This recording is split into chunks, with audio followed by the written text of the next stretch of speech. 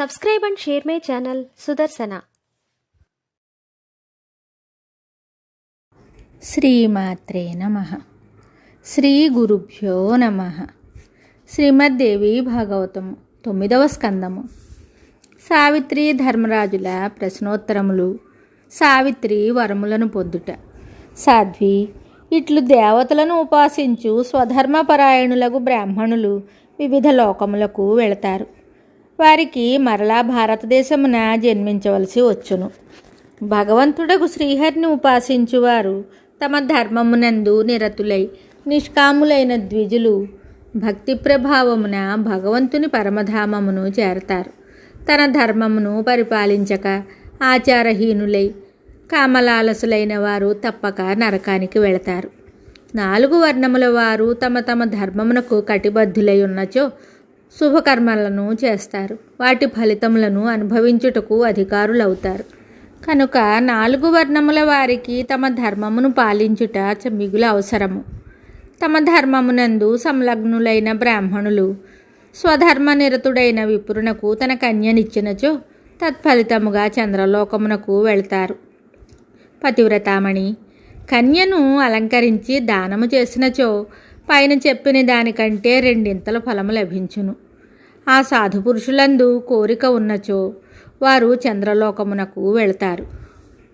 నిష్కామ భావముతో దానము చేసినచో విష్ణు భగవానుని పరమధామమును చేరతారు. గవ్యము, వెండి, బంగారు, వస్త్రములు, నెయ్యి, పండ్లు, నీరు బ్రాహ్మణులకిచ్చిన పుణ్యాత్ములు చంద్రలోకమునకు వెళతారు. సాధ్వి, ఒక మన్వంతరము వారక్కడ సుఖంగా నివసిస్తారు. ఆ దాన ప్రభావముతో వారికి సర్వోత్తమ స్థానము నివాసముగా ప్రాప్తిస్తుంది.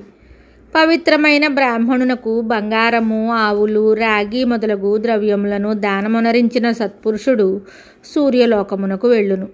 వారు భవబాధారహితులవుతారు. విస్తృతలోకమునందు దీర్ఘకాలం వరకు నివసిస్తారు.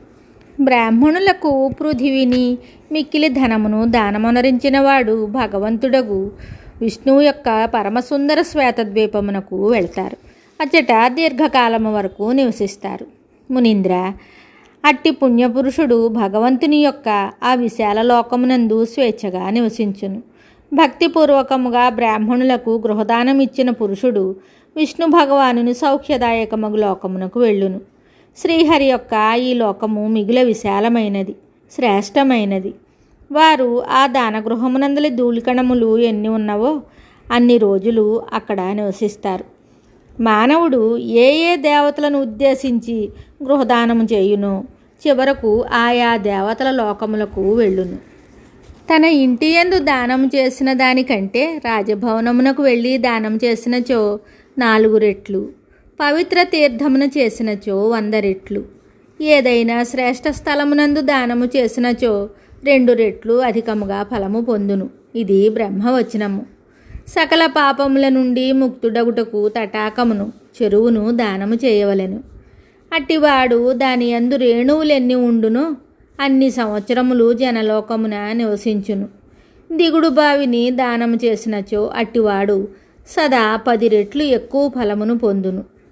దిగుడు బావి కంటే తటాక దానము వలన కూడా పుణ్యఫలము ప్రాప్తించును. తటాకము యొక్క ప్రమాణము 4000 ధనస్సుల వెడల్పు, అంతియే పొడవని నిర్ణయింపబడింది. దీనికంటే తక్కువ ప్రమాణము కల దానిని బావి అని అంటారు. తగిన వరునకు కన్యనిచ్చినచో 10 బావులను దానము చేసిన పుణ్యము కలుగును. ఆ కన్యను అలంకరించి దానము చేసినచో దానికి 2 రెట్లు ఫలము అధికముగా లభించును.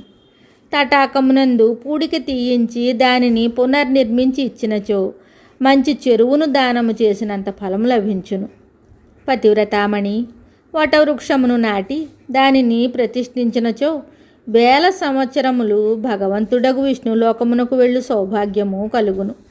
సకల ప్రాణుల కొరకు పూదోటలను వేయించినచో అట్టివాడు 10,000 సంవత్సరములు ధ్రువలోకమున స్థానమును పొందును. విష్ణువును ఉద్దేశించి విమానమును దానమునరించినచో అట్టివాడు 1 మన్వంతరము వరకు విష్ణులోకమున నివసించును. ఆ విమానము విశాలముగా ఉండి చిత్రములతో అలంకరింపబడినది అయినచో దానికంటే 4 రెట్లు అధిక ఫలము ప్రాప్తించును. శ్రీహరికి పల్లకి చేయించి ఇచ్చినచో ఆ విమాన ఫలములో సగము పుణ్యము లభించును. భక్తితో భగవంతుడగు శ్రీహరికి ఆలయమును కట్టించి దానమిచ్చినచో అట్టివాడు చాలా కాలము వరకు విష్ణులోకమందు నివసించును. పతివ్రత శిరోమణి రాజభవనము వరకు రాజమార్గమును నిర్మించిన సత్పురుషుడు వేల కొలది సంవత్సరముల వరకు ఇంద్రలోకమున ప్రతిష్ఠితుడగును. బ్రాహ్మణులకు లేక దేవతలకు ఇవ్వబడిన దానము దానికి సమానముగా ఫలమునొసగును. పూర్వజన్మములో ఇవ్వబడిన దానమే మరుజన్మలో ప్రాప్తించును. దానము ఇవ్వనిచో దానిని ఎట్లు పొందగలము? పుణ్యపురుషుడు స్వర్గసుఖములను అనుభవించి భారతదేశమున జన్మించును. అతడు క్రమముగా ఉత్తమోత్తమమైన బ్రాహ్మణ కులమునందు జన్మించు సౌభాగ్యమును పొందును. పుణ్యము చేసుకున్న బ్రాహ్మణుడు స్వర్గసుఖములను అనుభవించిన తరువాత మరలా బ్రాహ్మణుడే అగును. ఇదే నియమము క్షత్రియులు మొదలగు వారికి కూడా వర్తించును. క్షత్రియుడు లేక వైశ్యుడు తన తపఃప్రభావమున బ్రాహ్మణత్వమును పొందును. ఈ విషయము శృతులందు వినిపించును. ఎంతకాలము గడిచినను అనుభవించక కర్మ నశింపదు. తాము చేసిన శుభాశుభ కర్మలను ప్రాణులు తప్పక అనుభవించవలెను. నరుడు దేవతీర్థ సంసేవనము వలన కాయవ్యూహమున పరిశుద్ధుడగును. సాధ్వి, నేను కొన్ని విషయములను నీకు తెలిపితిని. ఇంకా ఏమి వినదలిచెదవో తెలుపుము. శుభం. Subscribe and share my channel Sudarsana.